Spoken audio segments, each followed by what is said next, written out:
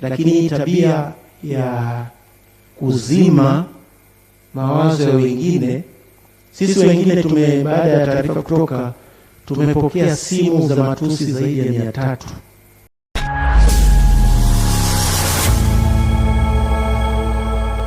Wamefungwa pingu. Kwa hiyo ilikuwa inajulikana zile hadidu za rejea zililenga watu ambao tayari walikuwa wanajulikana. Ni tofauti na hadidu za rejea zetu.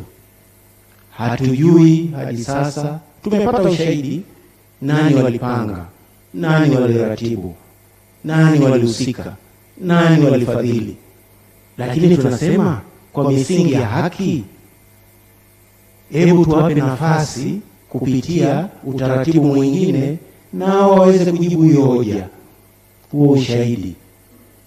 Ndio tofauti yetu, kwa sababu hatuwezi kukimbilia kuwajibisha bila kuwapa nafasi ya kusikilizwa.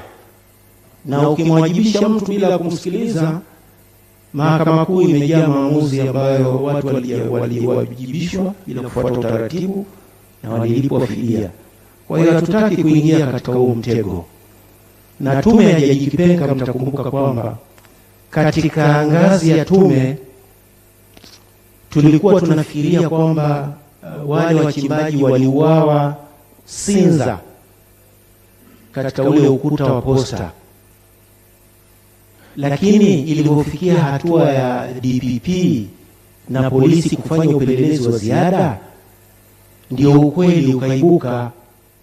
Kwa hiyo katika hatua ya tume unaweza kupata ushahidi ambao utahitaji kujazia, na kujazia lazima uende kwenye hatua inayofuata ili uweze sasa kumwajibisha. Na kumwajibisha mtu ni rahisi sana. Kwa mfano, kila taasisi iliyoundwa kwa mujibu wa sheria na katiba kuna wajibu. Jeshi la polisi wana taratibu za ndani za kuwajibisha, kuna taratibu za nje za kuwajibisha. Sasa hayo yote yatakuwa ni sehemu ya awamu inayofuata.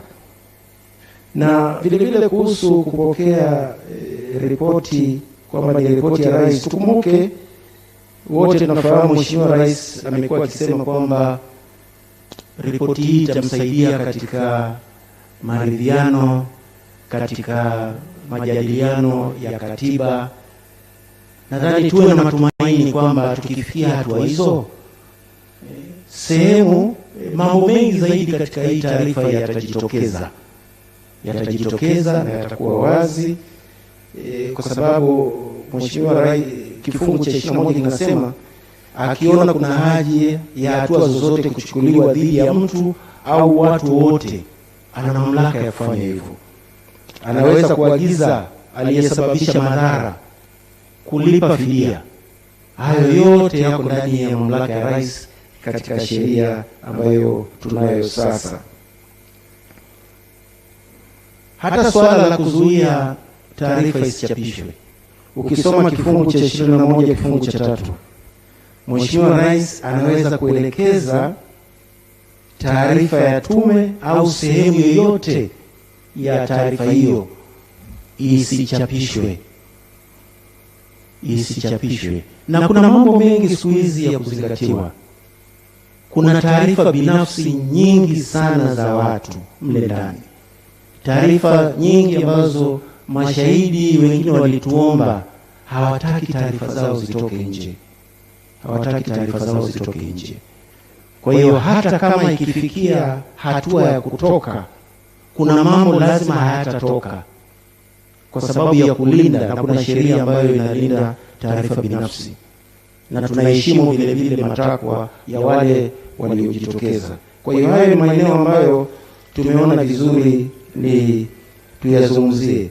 Na kuna watu wamempigia Mheshimiwa Mwenyekiti simu wakiomba kwamba pengine ifikie siku ambayo taarifa hii pamoja na picha zote za video iwekwe kwenye makumbusho ya taifa, kwa sababu matukio ya tarehe hizo 29 na siku zilizofuata, baada ya miaka inaweza kusahaulika, tukarudia makosa yale.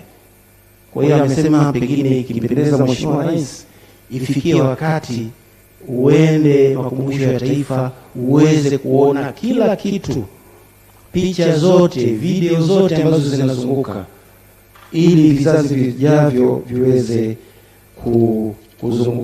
kuona kilichotokea na kuzuia isirudie.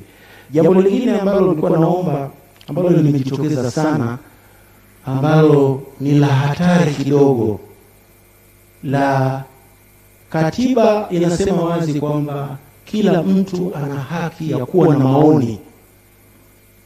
Sasa kuna vikundi ambavyo vinataka maoni yao ndio yasikike, na hii unaiona dhahiri kwenye mitandao ya kijamii.